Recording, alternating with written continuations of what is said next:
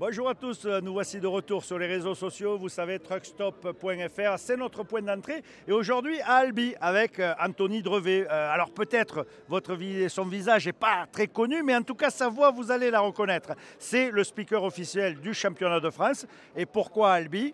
Ah bah Albi, c'est la grande finale du championnat. Merci Fabien, effectivement. On va se régaler tout au long de ce week-end. Il y a encore le titre, évidemment, entre Thomas Robineau et Théo Calvet qui se joue. On a le titre des juniors. On a 26 camions sur la grille. Ça, on est habitué, Fabien. Les grilles sont pleines à chaque fois. Oui, les grilles sont pleines. Et vous savez, les Grands Prix Camions, c'est aussi l'occasion de découvrir plein d'autres choses. Donc, on va aller faire le tour de ce Grand Prix. Les coulisses, on va vous les faire vivre. Vous avez déjà suivi les 24 heures du Mans avec nous. Le camion cross, prochain épisode, le Grand Prix d'Albi. Allez, sans plus attendre, tour de paddock.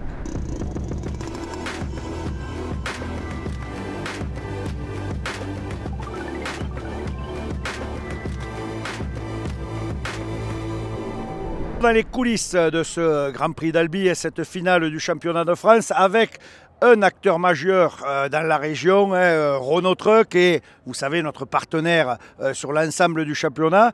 Éric Bruguière qui est là en force, je dirais, cette année, un stand juste magnifique qui représente bien aussi les clients. Vous avez voulu mettre un accent sur les piliers de la région. Complètement.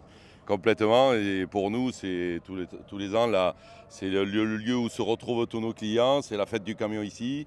Et bon, pour nous, en tant que leader sur notre marché, il est important de ne pas louper cette rencontre. C'est clair, et alors on peut aller donner les coulisses, évidemment mise en avant des camions clients avec quand même de beaux spécimens. Quand je vois le Renault T de chez Marty, alors ça, pour moi c'est des voisins, ils sont juste à côté. En tant que bon tarné, voilà, ça vient. Et puis derrière, un espace réceptif, voilà. On reçoit dans un esprit de convivialité. Complètement. Et puis une vue sur la piste aussi, parce que vous avez quand même un avantage, un emplacement privilégié, voilà. Avec une vue pour les courses, parce que je crois qu'il y a aussi quand même un intérêt, avec là encore des régionaux. Oui, tout à fait, avec notre podium où les clients ont accès pour être bien en visu face au virage. Et oui, tout à fait. Et puis nos locaux de l'étape. Nos régionaux de l'étape. Alors, on va vous le donner à 1000, les frères Rivals qui ont fait une très belle journée. On va voir aujourd'hui, normalement ça devrait être pas mal. Mais on est en gros ici en famille et on partage business et convivialité. Tout à fait. Et on est bien heureux d'avoir les camions aux couleurs des transporteurs albigeois, n'est-ce pas? Les transports Rivals qui en ont profité pour faire un camion à la couleur et identique à leur véhicule de course. Ouais, sympa, ouais. C'est très bien, et qui voudraient arriver à en faire un pack pour développer plus tard peut-être, pour avoir un pack on va suivre tout ça avec intérêt. Une touche quand même électrique, parce que évidemment nous on a le Pace Truck électrique, tu le sais, sur le championnat, mais vous aussi, vous montrez le produit, vous faites essayer le produit au client, donc c'est quand même dans l'air du temps cette transition. Oui, tout à fait, et moi je trouve que pour les Grands Prix cette année de camions, c'est une avancée, c'est vraiment bien. Cocorico. Cocorico, et surtout avec un véhicule électrique.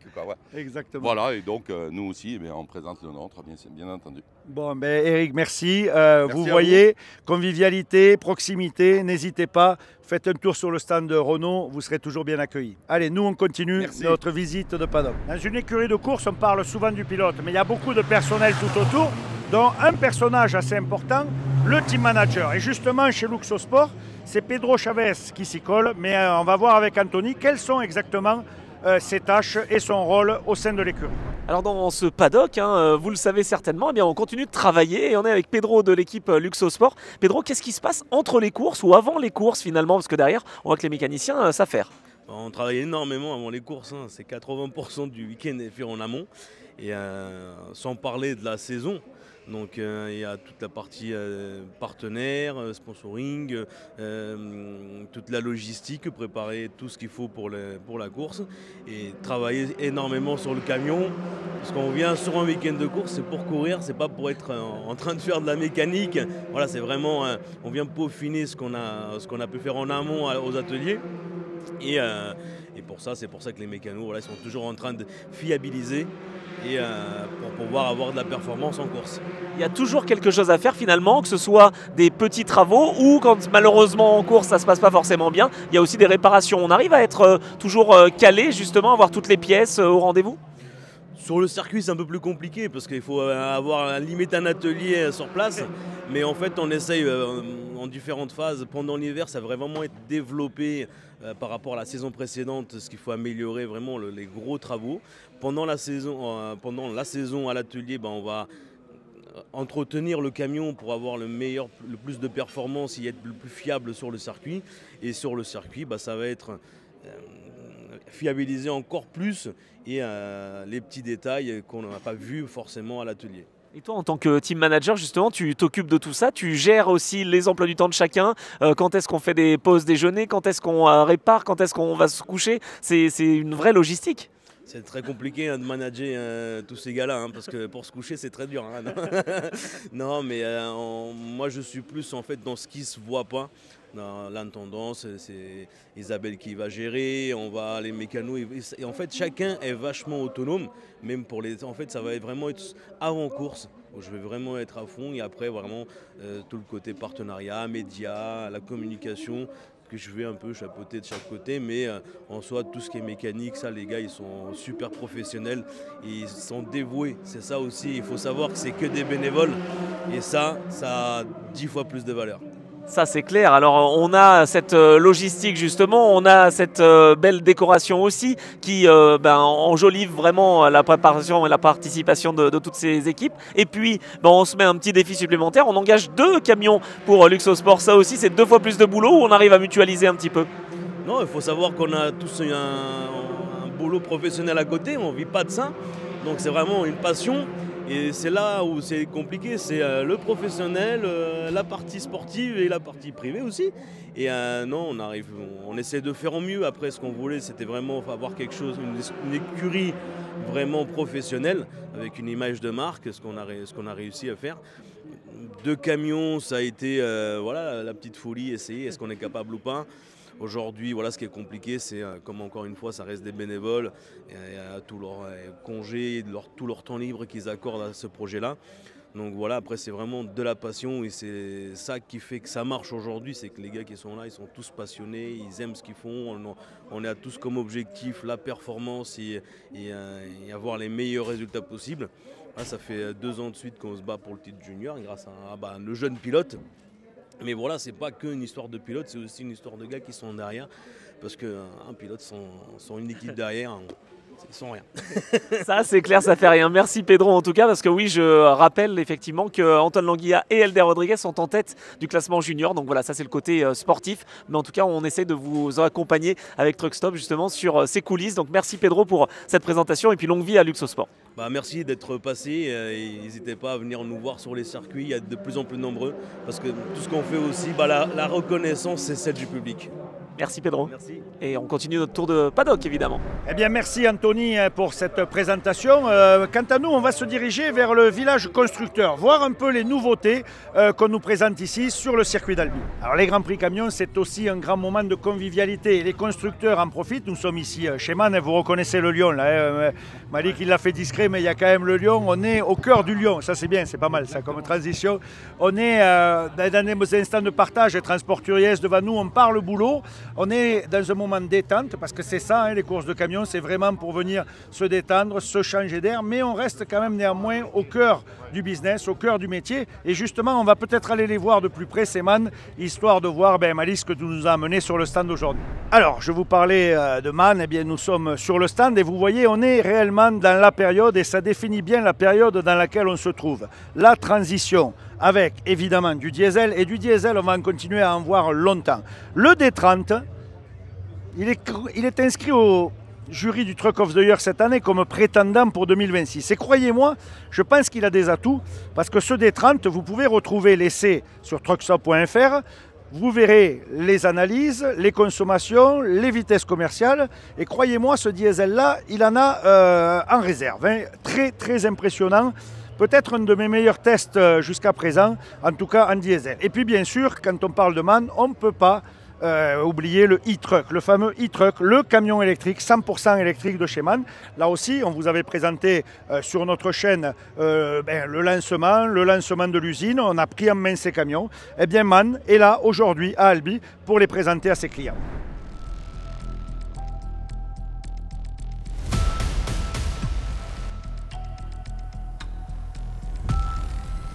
toujours dans les coulisses de ce Grand Prix d'Albi. Et il y a un moment de la journée qui est important.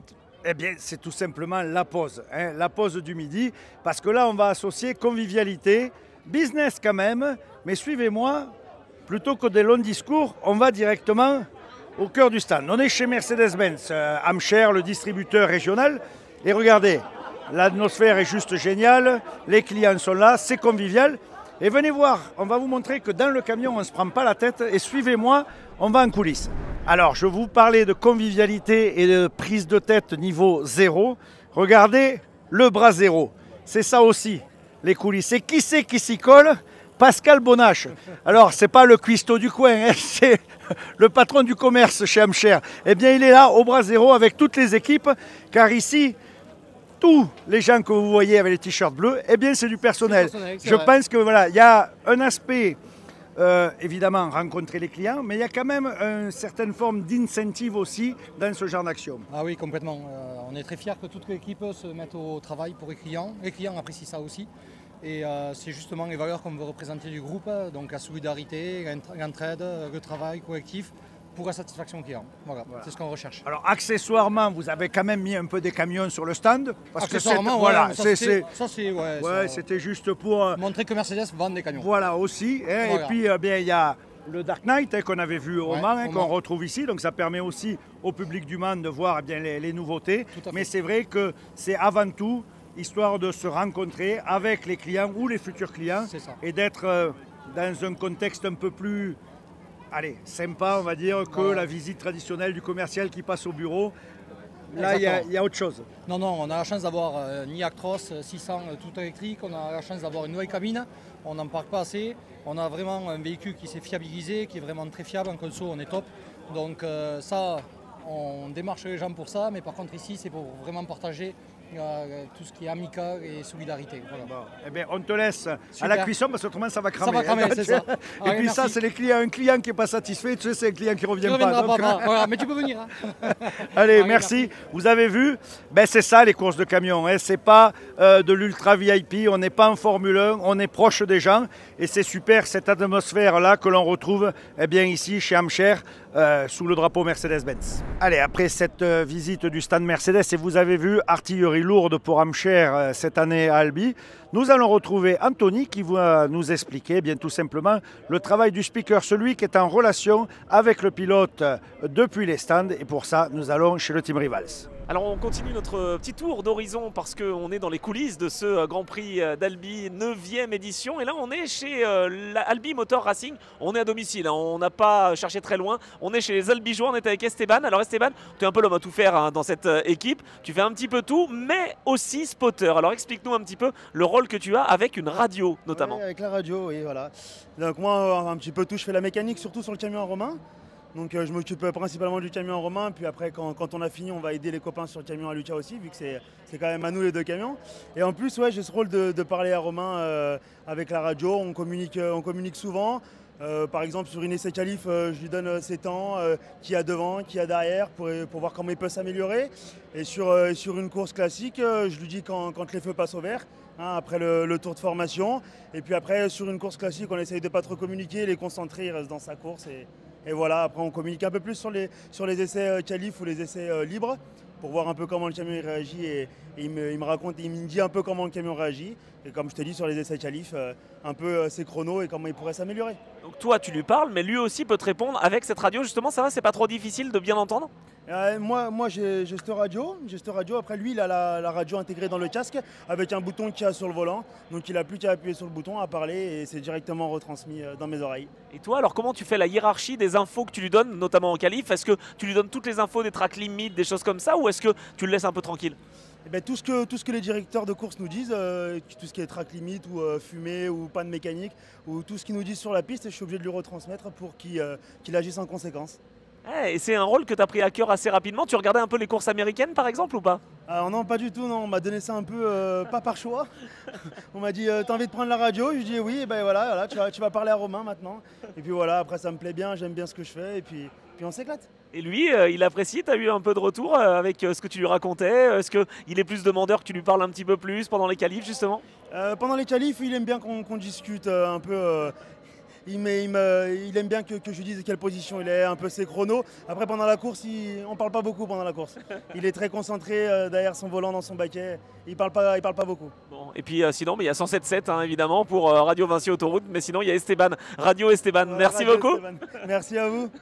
On continue notre tour d'horizon. En tout cas, mais voilà, j'espère que ça vous plaît, cette petite immersion dans les coulisses de ce Grand Prix d'Albi. Toujours Albi est au cœur du paddock. Et pour ceux qui nous suivent sur truckstop.fr, vous savez ô combien on est attaché à la transition énergétique et vous faire découvrir les nouveautés. Eh bien justement, ici, sur le paddock d'Albi, grande nouveauté, la présence d'un camion Illico. Alors avec Point P et le groupe Berthaud, Illico développe des solutions de camions à hydrogène et vous pouvez ici bien les voir discuter.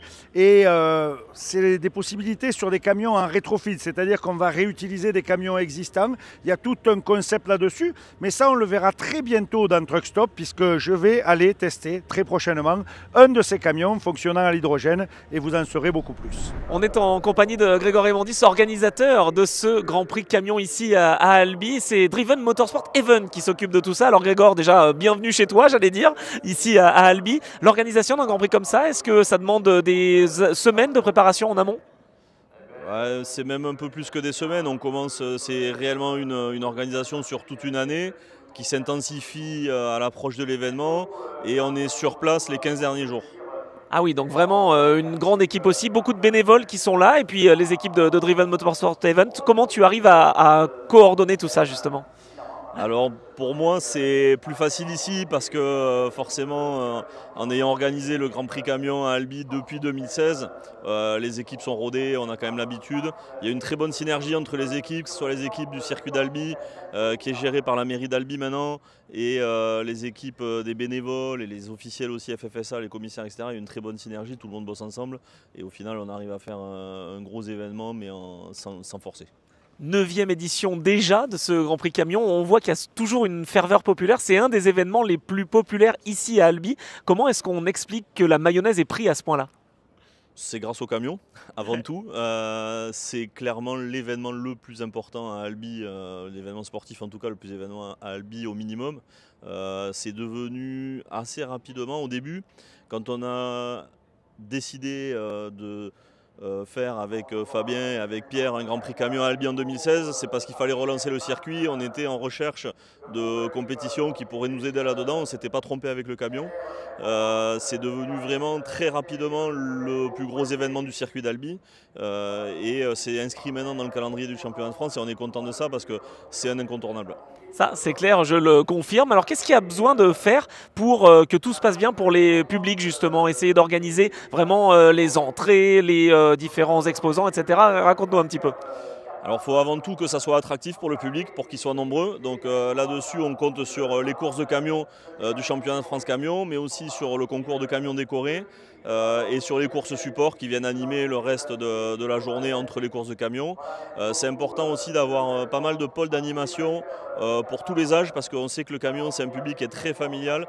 Donc il faut avoir des zones pour les enfants, il faut qu'il y ait de l'attrait pour toute la famille. On a par exemple, ça va du barbershop aux boutiques diverses et variées, tous les exposants camions, les marques de camions qui sont présentes à travers leurs distributeurs locaux et tout ça, ça fait qu'il y a une très grosse ambiance camion et autour de ce monde du camion, du transport et ça fonctionne.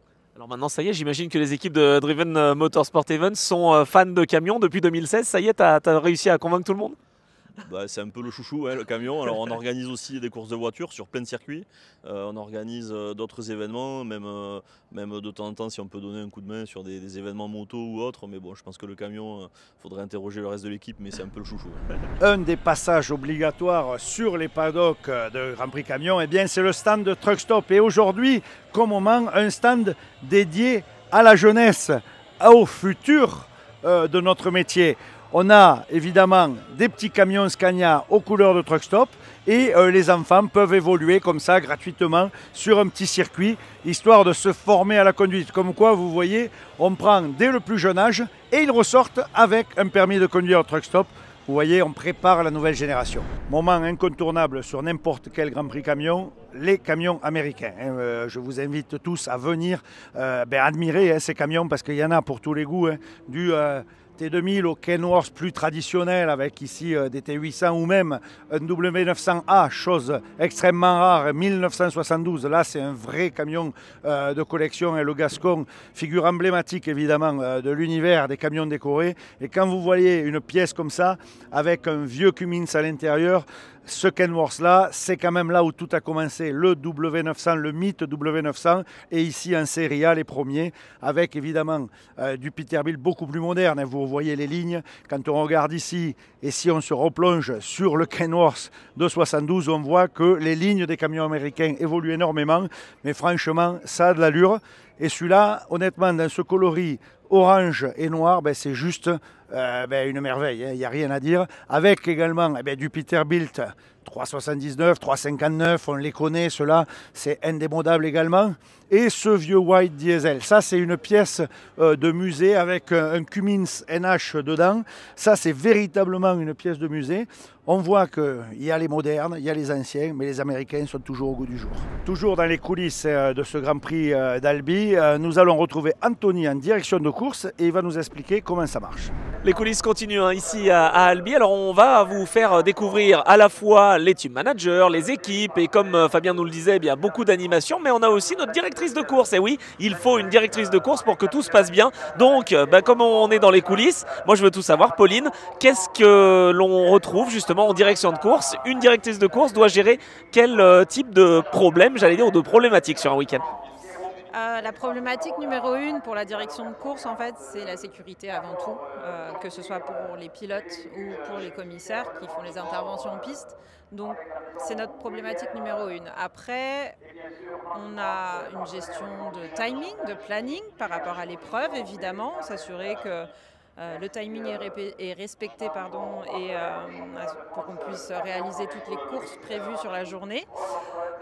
Et puis on a évidemment notre rôle, c'est de veiller au bon déroulement sportif de l'épreuve en termes de combativité sur la piste entre les concurrents, on peut dire ça comme ça. Mais la directrice de course, elle n'influe en rien du tout, hormis sur la sécurité. C'est le collège des commissaires qui lui prend des décisions pour pénaliser ou non les concurrents, on est d'accord? Alors, en France, c'est un petit peu différent par rapport à l'international. À l'international, effectivement, toutes les pénalités sont validées et données par le collège des commissaires, transmises ensuite à la direction de course pour les faire appliquer. En France, on a encore la main sur certaines pénalités, comme des conduites antisportives ou des pénalités pour les routes de course.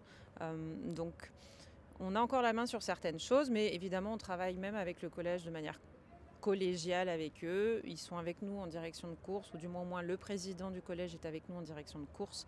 Et on a pour habitude de discuter ensemble des pénalités qu'on met pour garder une certaine continuité tout au long de la saison et être sûr qu'on applique les bonnes choses. On est un peu comme à l'école, hein. C'est la rentrée des classes, c'était la rentrée il y a un petit mois de cela. On a des élèves qui peuvent parfois être turbulents. En tout cas là, ils sont nombreux, 26 camions. Est-ce que c'est un défi quand on se dit qu'on va arriver à Albi et qu'on a une grille pleine et des classes pleines? Oui, pas qu'à Albi d'ailleurs. En fait, on a la chance d'avoir un très très beau championnat de France camion. C'est l'un des plus beaux en Europe parce que on affiche grille pleine systématiquement à chaque meeting, sur chaque circuit. Donc c'est toujours un challenge. De toute façon, plus on a un nombre de véhicules élevé en piste, forcément, plus on aura d'incidents. Ça augmente effectivement un peu de complexité pour gérer les sessions. Mais ça donne surtout un beau spectacle, j'imagine. Enfin, moi, j'apprécie le spectacle, même si c'est pas toujours facile à gérer.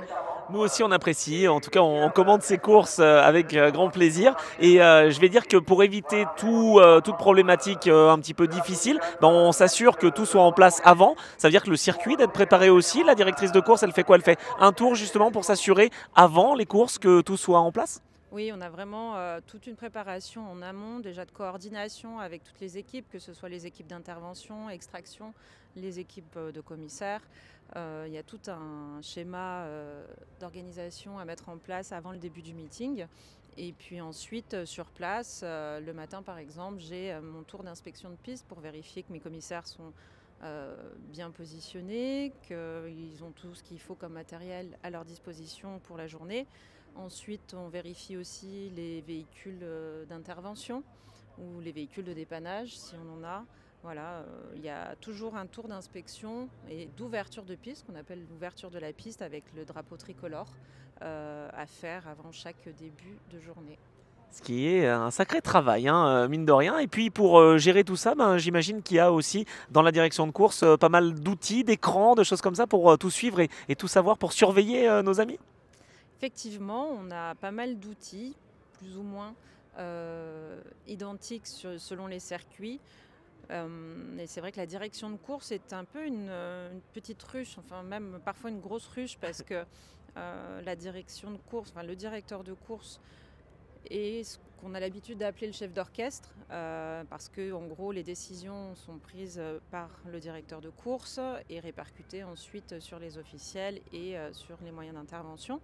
Donc il faut effectivement coordonner toujours cette petite ruche, et on a nos caméras avec les points importants du circuit à surveiller. On a surtout aussi les retours commissaires par radio qui nous informent que ce soit une route de course, que ce soit un contact, un accident.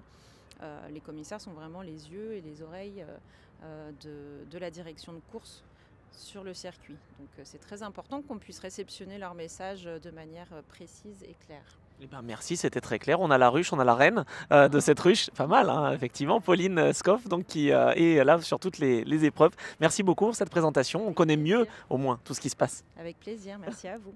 Et on continue notre tour de paddock et tour d'horizon, donc ici sur Truck Stop, pour savoir tout de ce Grand Prix camion d'Albi.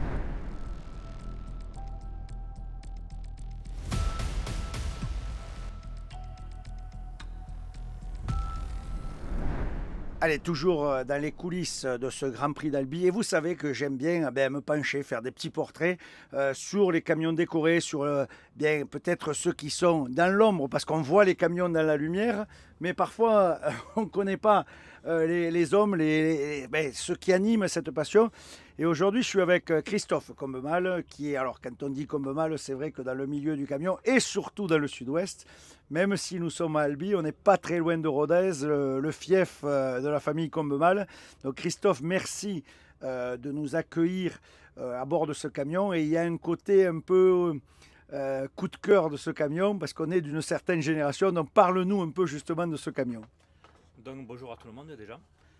Ce véhicule, c'est un véhicule que j'ai trouvé dans le Tarn, à la Crouzette justement, chez les transports Galinier. Je cherchais ce style de véhicule pour pouvoir retaper, toujours pareil, pour son fameux moteur V8 et son ancienneté. Donc j'ai été voir la famille Galinier à la Crouzette, qui se servait de ce véhicule pour tracter, pour sortir les semi-remorques Nicoman du granit en bas. Donc il était dans un état désastreux, il faisait de la paille et tout. J'ai sorti en le remettant en état 3 ou 4 bottes de paille peut-être à l'intérieur. Donc imaginez-vous, donc je l'ai laissé à peu près 2 ans dans l'atelier, à côté de mon atelier pour y refaire une beauté complète, quoi. Il a été refait entièrement, intérieur et extérieur complètement. Alors pour ceux évidemment qui voient les images extérieures en même temps, évidemment on parle du 143, le mythique 143. Alors Christophe et moi on a à peu près le même âge, donc c'est des camions qui nous ont fait en vérité rêver dans notre enfance, même si on n'a pas forcément roulé avec, mais c'est des camions qui nous ont fait rêver. Ah ouais, tout à fait, ouais. C'était des camions qui nous doublaient sur les grandes routes et c'était vraiment des outils mythiques. Bon, c'était surtout les marchands de bestiaux, les grumiers qui pouvaient avoir ça. Nous après dans notre métier on n'avait pas l'utilité d'avoir des outils pareils. C'est vrai que nous faisait rêver, ouais, c'est sûr. Alors pour juste info, pour ceux qui ne connaissent pas, la maison Combemal, c'est spécialisé dans la messagerie, dans le transport des tractions de nuit et livraison de tout type de messagerie. Donc c'est vrai qu'à l'époque déjà des 450 ou 500 chevaux, on était très loin de ce qui se faisait. On était plus avec des 280. Et un camion remorque en plus sur la 75, ouais, il y avait des 250 chevaux en camion remorque. C'est pour ça que tous ces outils-là nous passaient loin devant après, ouais. On ne les voyait plus. Ouais. Combien de temps il t'a fallu à peu près? Alors bon, c'était pas à plein temps, mais il faut rappeler que vous faites ça en famille, voilà, et vraiment sur le temps libre. J'ai de la chance d'avoir de la place dans mon atelier pour pouvoir les garer à côté, me faire tout ça quand j'ai 5 minutes, quand j'ai le temps, à temps perdu. Mais chaque véhicule que je restaure, à peu près, il me faut environ entre 1 an et demi et 3 ans pour le plus long, quoi, pour faire. Oui, parce que pour ceux, pareil, qui ne connaissent pas en détail la famille, il n'y a pas un véhicule, mais il y a plein de véhicules. Et puis, pour les plus férus d'entre nous, rappelons quand même que vous avez été parmi les premiers à faire des vrais camions décorés, notamment avec Chrysalide et Christian Isabelle, que l'on embrasse au passage, qui ont quand même créé cette légende du camion décoré. Alors évidemment, on se souvient de tes Mercedes MP3 et d'autres, mais bon, tu as toujours ces camions. Oui, exactement, on en possède encore, qu'on a pu conserver, qu'on a restauré, qui sont dans notre musée à Rodez. Et même on a pu garder notre premier camion décoré qu'on a fait, et ça va faire 40 ans l'année prochaine, en 2026. Le premier porteur qu'on a fait décorer, qu'on a toujours gardé, et que je pense restaurer justement pour la saison prochaine, pour les 40 ans des camions tuning décorés chez Commal, quoi, pour fêter ça quoi, un peu. Eh bien, ce sera un anniversaire. On a vécu les 40 ans du Mans, on vivra avec grand plaisir. Et peut-être, pourquoi pas, avec Truck Stop, venir faire un portrait à l'atelier et vous voir faire tout ce boulot. Parce que moi, je connais, mais peut-être ce serait bien de faire participer justement tous ceux qui nous suivent sur les réseaux. Exactement. Et donc, l'invitation est lancée. Merci. Ouais, tu vois. Avec plaisir. On va venir avec Truck Stop justement vous faire découvrir tout ça, parce que je pense que ça peut faire une belle vidéo. Exactement. Et les amoureux de beau matériel se retrouveront dans cette vidéo. Merci Christophe, bonne fin de week-end, la bise à toute la famille et puis aux chauffeurs évidemment qu'on croise sur la route. Vous ne pouvez pas les louper. En général, les camions de la maison comme mal, ils sont reconnaissables. Merci, allez, nous on continue. Anthony va peut-être nous faire découvrir d'autres aspects des coulisses côté sportif et on se retrouve tout à l'heure.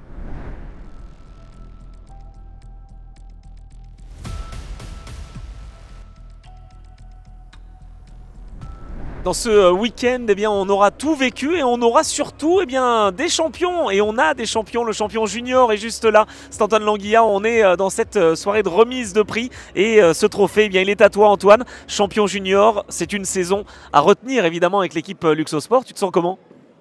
Mais je me sens plus que ravi. Franchement, c'était une super saison. Assez difficile au début, on manquait pas mal de rythme et au cours de la saison on a pu régler les petits soucis sur le camion, voilà, regagner en performance, des belles batailles pour Le Mans et pour Albi et voilà, donc Luxosport carton plein, premier junior et vice champion junior avec Elder. C'est génial. Alors tu sais que chez Truck Stop, on aime bien les histoires de famille. Ton papa était pilote, tu lui succèdes et tu arrives à déjà avoir un titre. C'est quand même quelque chose qui doit être marquant, j'imagine, pour lui et pour toi. Oui, bien sûr. Mais moi, depuis que je suis tout petit, je suis les courses de camion. Je viens au Mans depuis tout petit.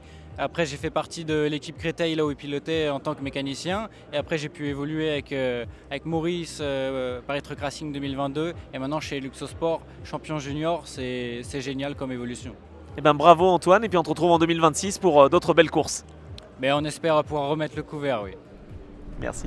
Il est quadruple champion de France, ça y est, c'est fait. Théo, on est ici dans cette cérémonie de remise de prix. On s'est mis sur notre 31 et toi, tu as gagné 4 fois le championnat de France. Comment est-ce que tu peux résumer, j'allais dire rapidement, cette saison 2025 marquée par de très belles performances? Ouais, on va dire qu'on a été régulé toute la saison avec l'équipe. On fait 1, 2, 1, 1. Il me semble au général, donc on fait 4 premières places et une deuxième place au général. Voilà, c'est un travail qui paie, j'ai envie de dire. Il y a une grosse bataille quand même tout le long, avec Thomas notamment, et puis on a vu les Aravis revenir en fin de saison, et puis José qui était toujours un peu en embuscade par-ci par-là, Jonathan également. Donc ouais, franchement une très belle saison, je suis très content.